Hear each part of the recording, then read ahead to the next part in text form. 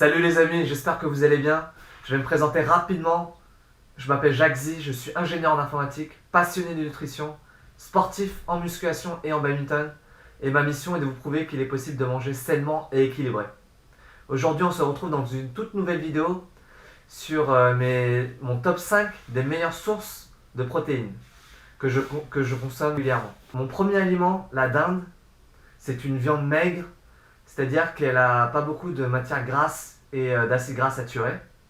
Elle est très riche en minéraux et en vitamines. Dans 100 g de dinde, on a environ 22 g de protéines. Ce que je vous conseille pour l'achat d'une dinde, c'est de le prendre avec le label rouge. C'est un gage de qualité et on sait d'où vient. Le deuxième aliment, c'est la deuxième viande la plus consommée dans le monde, c'est le poulet. Dans 100 g de poulet, on trouve environ 26 g de protéines. Pour consommer ce poulet, ce que je fais en général, c'est de mettre énormément d'épices. Et ensuite, je mets le tout au four entre 40 et 45 minutes. Pour sélectionner un bon poulet, je vous conseille de prendre du label rouge, car c'est un gage de qualité. Et en plus, les poules sont nourries à 70% de céréales. Et du coup, la chair est bien plus goûteuse.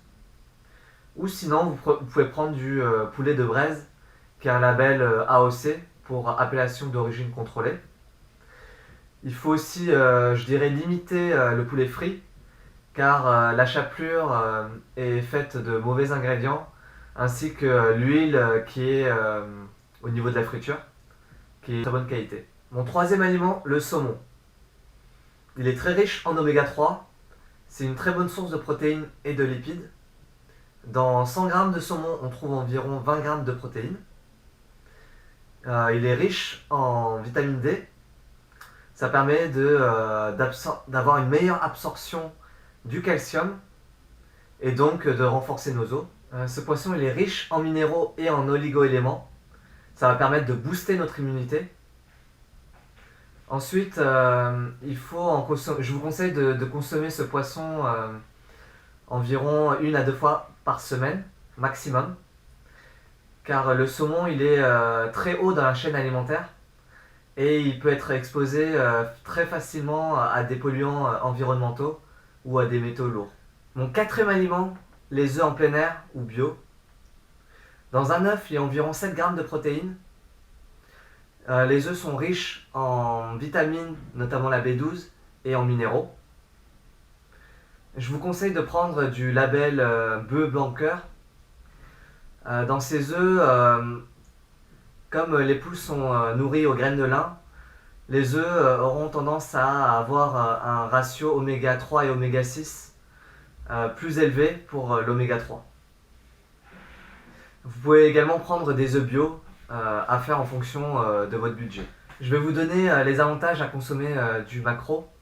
Alors lorsqu'on consomme ce poisson, on a les 8 acides aminés essentiels à notre organisme.